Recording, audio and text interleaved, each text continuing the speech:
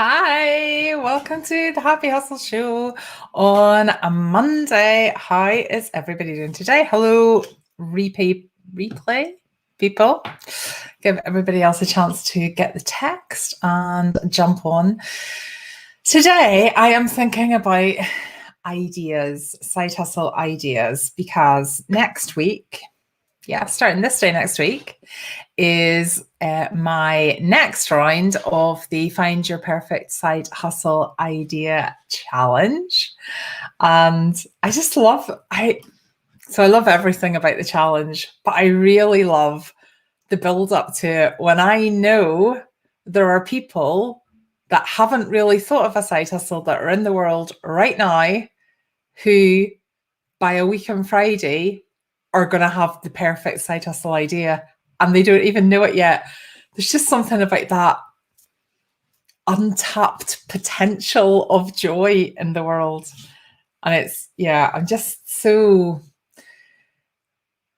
love running the challenge weeks and the sales boot camp, which I'm going to run again in May. But the challenge weeks takes people who just weren't in this side hustle world and brings them right in. And that's just like beyond exciting for me, because my side hustle has made my life so much better and so much more joyful. And I'm all about the joy.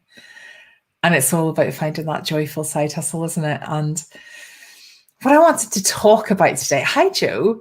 What I wanted to talk about today was, for those of you that have been through that challenge before, so if you've not done the Find Your Perfect Side Hustle Idea Challenge, you have to sign up. You have to sign up. It is a brilliant, brilliant week. You will make new friends. You will learn stuff about yourself. You will take lessons away from the week that will serve you for life. And you will also find the perfect side hustle idea that lights you up, brings you joy, and will help to fill your side hustle pot for luxuries, dream holidays, whatever it is you want to do with it. So, but if you have been through that and you have chosen a side hustle, I just wanted to say that I've noticed a bit of a trend. And actually, this was inspired by Cassie's live today. For those of you out there in the Happy Hustle Hive, so whoever's just said hi, if you could click, you've probably done this before, and I know that StreamYard can be a bit glitchy, but if you could try and click the StreamYard thing so I can see who that is. But Joe, I can see your name. So I was listening to Cassie's live today, and Cassie was talking about how she had an original idea, and then she decided to make face masks as a starter side hustle, which loads of people have done, and it's such a brilliant starter side hustle. I don't think the demand for face masks is going to go down anytime soon. And if you're in any way crafty or have a sewing machine, it's a really good way to raise some starter funds to then move on to something else. And Cassie was talking about her journey through where she started, where she is now, and the various different things that she's kind of tried along the way. And it's always, with Cassie, it's always driven by what lights her up and what brings her joy. So she's just such a brilliant example. But I just wanted to kind of reassure people that moving from a starter side hustle, or moving from the idea that you thought was going to bring you joy originally into something else, is perfectly normal. So if you are at the point where you're thinking, I'm just not feeling the joy anymore. So if you've already got a side hustle and you're not feeling the joy, come back through the 5-day challenge next week and rework it out. Work out what brings you joy now, because you know more now. You know more about yourself. You know more about what you like, what you don't like. And it can really help you to go, actually, here's something else that I didn't think about before. Hi, Michelle. So there's no shame is not the right word, but there is no shame in going, do you know what? I thought it was going to be this, but I'm now moving on to something else. Now, I know that this can trigger worry about what other people will think again, because we often come back to this, don't we, in Happy Side Hustle, where first of all, we're putting our idea out there and we go, oh no, what if people go, well, who is she to make that thing or offer that service? And then if we change it, we think people are going to go, oh no, here she goes again. It's something else. And I can assure you, I have been changing my side hustles for years. And people on the whole have been massively supportive. In fact, if I say I've thought of another side hustle, people are like, oh, I can't wait to hear what it is. So and that would be the same for you. And if there is anyone out there that's going, oh no, I can't believe she's come up with another side hustle again, then they're not my people, and they're not people that were ever going to buy from me anyway. So like, you can't let what other people think, what other people might think, your stories of what other people think, not what they actually think. You can't let that stop you. And it's so healthy to evolve and change and adapt and fine tune and decide there's something. So through the whole, I mean, I still run Theta Jewelry, and I've run that for a long time now. But the majority of the range, I don't really make anymore, because there are some pieces that I just really, really love making. They're really easy for me. And I know that they really make a difference, that they form great gifts, and they really make a difference to the people that receive them. Therefore, I focus all my attention on those. So if you go into the Theta Jewelry website, it looks like I've got about 100 products, and I actually make 90% of my money from selling probably about 6 of them. But that's okay. Like, that's okay. And if I hadn't tried those 100 products, I wouldn't know which ones there was a market for and which ones I got the most joy from making. So it's about that whole, and as you know, most of you know my story, I've had a side hustle making knitted gloves. I've had a side hustle making plaques for the garden.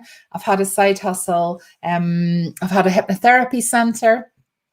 I've had a personalized, I currently sort of have a personalized portrait side hustle, and Happy Side Hustle is also a side hustle. So I've had loads of them, and the joy of every time you think up something else and so you're drawn to something else, you're getting closer and closer to that thing that really brings you joy. Now, out of all those things, I've loved them all, but this one, like this, the impact that helping other people to find their joy and bring their side hustle to the world, this is the one that's absolutely lighting me up way over and above all the others. And this will fine tune as well until I am solely concentrating on this specific area of helping people with their side hustle, I suspect, over the years. But I have to try all the things, and I have to, see what different elements of serving and supporting the people that I want to work with work, so that I can work out which ones bring most joy and ripple most joy out into the world. Because that is always the question and always the criteria for me. Hi, Harriet. Hi, Shona. Oh, yes, Shona. We missed you last time. Do you know what was really funny? At the end of the last 5-day challenge, Gillian and I were having a chat, and we were like, there was just something a bit different. Like, there wasn't anything bad about that. There's just something a bit different. And I was saying to Gillian, I think it was because Shona wasn't there. Like, Shona, you bring so much energy to it. So yes, please come by. I would love you to. The link is beside this video. So please, please, please register. Hi, Helen. And thank you so much to everybody that's sharing the challenge for me. I super appreciate it. I am having a challenge with my Facebook ads, a challenge with my challenge. And normally my Facebook ads do all the heavy lifting for me. I have to pay, but because of a shortage of time, normally that's what I rely on to bring people into my world. But Facebook has sort of tweaked the whole advertising thing, and it's just not going as well as it normally does in terms of the amount of people that are seeing my posts. So if any of you would be happy to share or continue sharing, because I know loads of you already have. Remember, only a very small percentage of people that you're connected with in social media ever see any of your posts. So don't in the same ways, don't be worried about oversharing your side hustle. Don't be worried about oversharing the challenge. Either messaging people if you know people that you think would be a good fit. Like, this is not force somebody to do something that they don't want to do, but I regularly get, like 2 days after the challenge finishes, I regularly get people saying, oh, that sounds exactly what I was looking for. I'm like, I'll not run again for another few months. So yeah, let me see. You can use my link, Shona. Gail, I'm already considering a slight swerve to my hustle. Well, I love it, Gail. And just be confident in doing that. So before I came on, I thought, so I can tell you about my swerves, but I'm not the most successful entrepreneur in the world. But I had to look at the most successful entrepreneurs in the world to see what they'd done in terms of evolving their side hustle. And of course, the one that comes up right away when you Google it is Richard Branson. So I'm just looking at Richard Branson's journey. So Richard Branson started off with a student magazine. That was his happy side hustle idea. And he launched a student magazine. From that, he then interviewed famous people because he was at, what university was he at? Don't know, actually. But in terms of his student magazine, it was obviously in London, so I'm not sure which of the universities it was, but launched a magazine for students. So not necessarily that he was a student, but magazine for students. Interviewed some famous pop stars for that magazine, which then resulted in him launching a small record label. 1972, he founded Virgin Records. If you'd asked me, I would have said that was like, I don't know, at least 15 years later than that.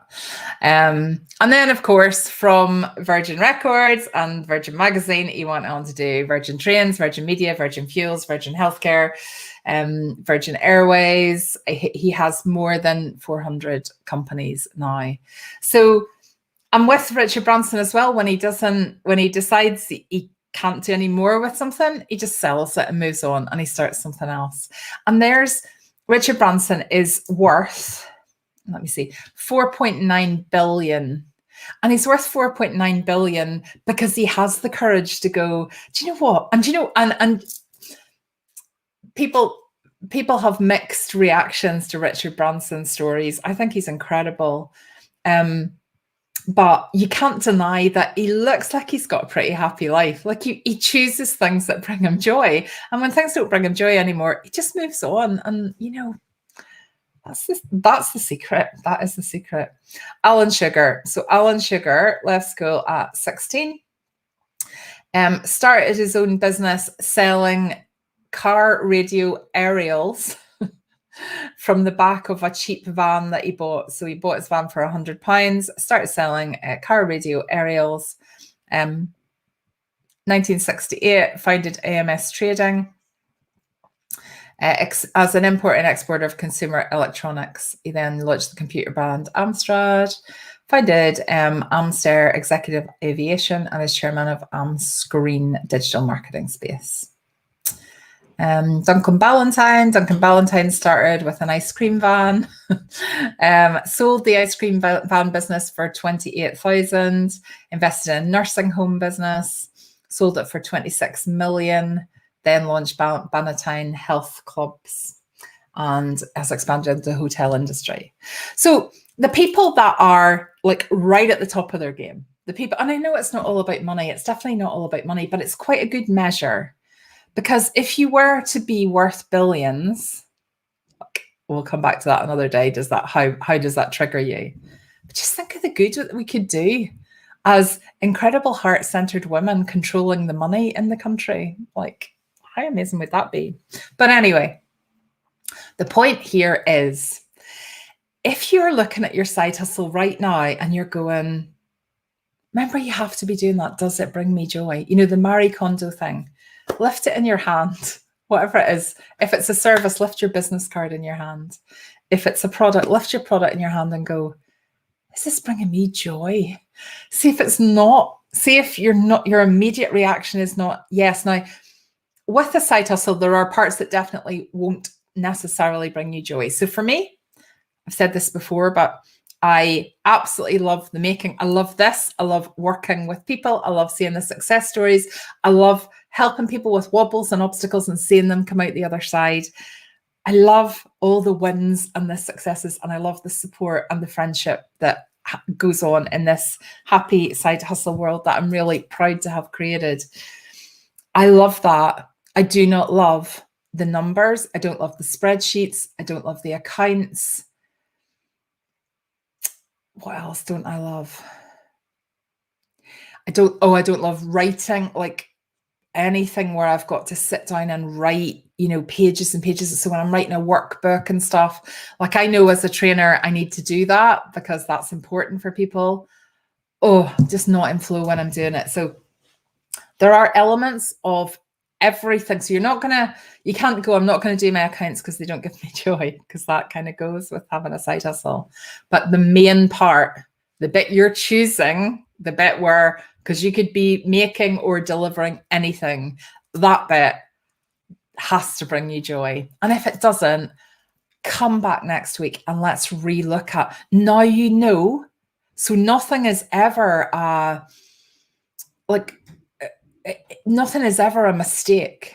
Now you know how to set up a side hustle. Now you know how to run a side hustle. Now you know what you love about it and what you don't like as much. You can redesign your next side hustle in a slightly different way, in a way that brings you even more joy. Let me just see. Shona, I was going to try and do a whole episode without mentioning Colonel Sanders, but you've brought it up, so let's talk about it. No, I want to joke. I love the products I make, but I don't like the commission pieces. Here's the thing, Michelle. Don't do them. Don't do them. Like, see, if you don't love the commission pieces, don't do them. Like, there's other people in my like who are in the same industry as me, and they make completely bespoke pieces of hand stamped jewelry. I can't do. Hold on a second. I'm actually on live.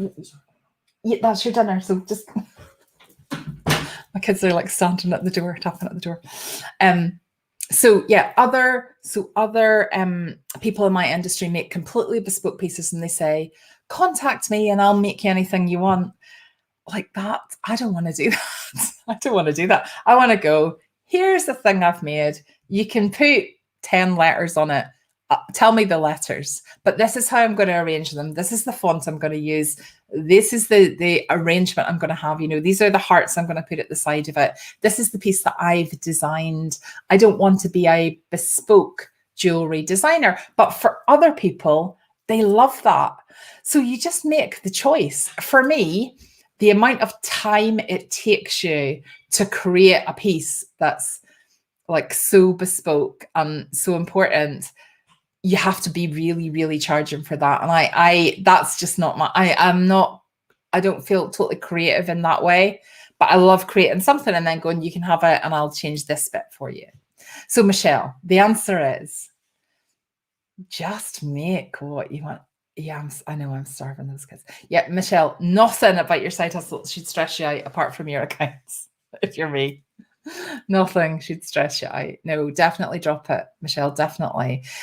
Because you can just invest your energy in selling the things that you actually love, that you actually really love. So I'm going to have to go and sort the dinner because they're literally in the kitchen not knowing what to do. And they are, just to remind you, coming up for 17 and 18. They're not tiny, but to be fair, I have put half of a dinner on and I haven't really told them what it is, and they've come down to eat it because it's quite late and I haven't discussed it with them, so they don't actually know what to do.